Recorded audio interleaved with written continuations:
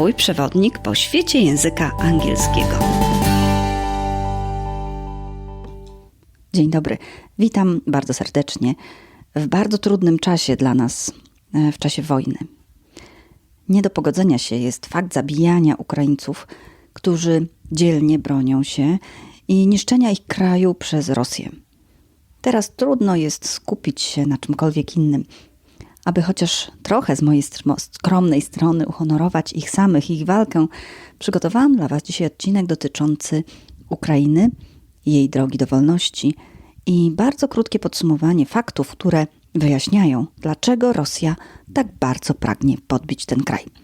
Jeżeli chcesz zapoznać się z tekstem i sprawdzić słownictwo, zapraszam Cię na moją stronę www.monikapodbielska.pl, odcinek 69.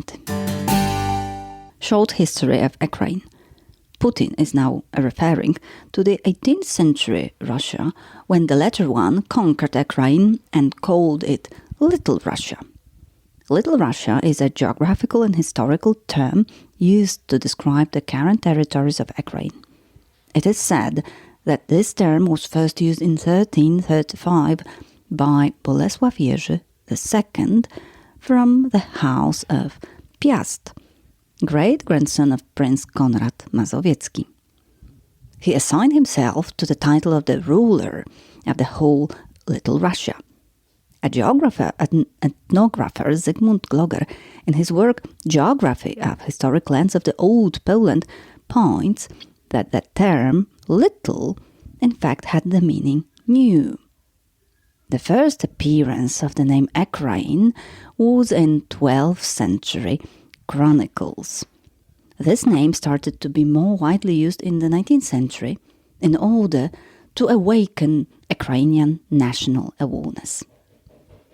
Ukraine was the center of the first Eastern Slavic country, Kievan Rus, which in the 10th and 11th century was the largest and the most powerful state in Europe.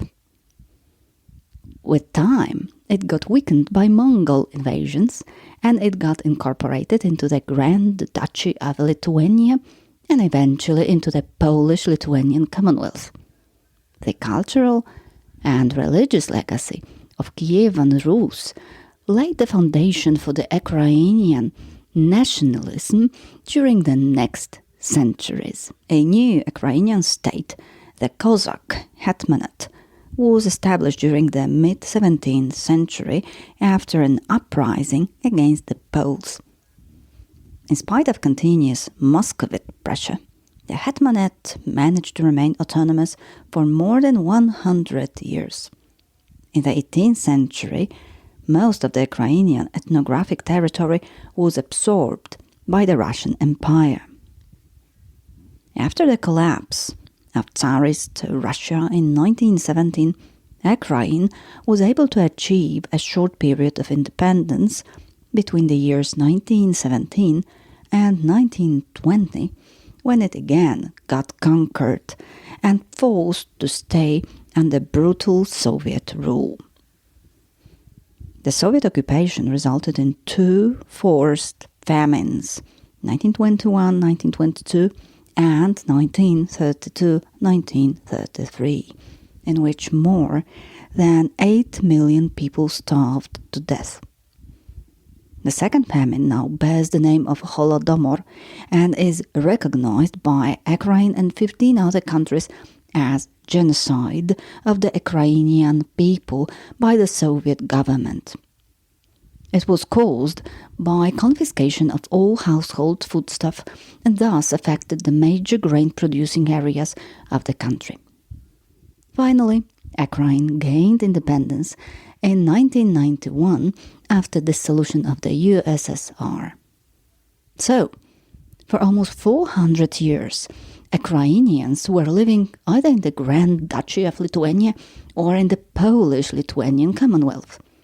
These were countries open to the Western influence and Western civilization, contrary to Russia. So, Ukrainians are in fact more part of the Western civilization than the Eastern one. Ukraine is a very important economy in the region, It was the second most important component of the former Soviet Union, right after Russia. It has fertile black soil, which was generating more than 1/4 of the whole Soviet agricultural output. Its farms ensured huge quantities of milk, grain and vegetables. Ukrainian government liberalized most prices and erected a legal framework for privatization, but vast resistance to reform in the government led to backtracking of the development. And to be able to understand why Putin is so much willing to gain control of Ukraine, it is enough to look at these groundbreaking statistics about Ukraine. It is one of the biggest European countries with over 40 million people who are well-educated and hardworking. It is number 1 country in Europe with uranium deposits. It is number 2 country in Europe with titanium deposits. It is number 2 country in the world with iron deposits. It is number 2 country in the world with magnesium deposits. It is number 4 country in the world with total natural deposits. It is number 7 country in the world with coal deposits. It is number 1 country in Europe with agricultural areas. It is number 1 country in the world with sunflower oil export. It is number 3 country in Europe and number 8 in the world with the power of nuclear stations. It is number 4 country in the world with export of nuclear power station equipment. It is number 4 country in the world with titanium export. It is number 10 country in the world with steel production. It is number 4 country in the world in potato farming. These are just examples. And now, this absolutely huge country with brave and hardworking people, distinctive culture and immense economy is being destroyed and bombed by Russia only for the wrong and evil purposes.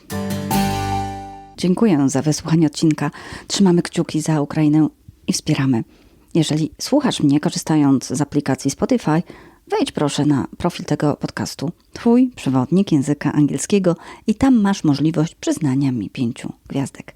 Z góry Ci za to dziękuję, bo tym małym gestem przyczyniasz się do powstawania nowych treści. A jeśli nie korzystasz z aplikacji Spotify, to zawsze możesz zostawić swój komentarz, polubić odcinek lub udostępnić odcinek innym. I nie zapomnij też o wizycie na stronie www.monikapodbielska.pl. Do usłyszenia.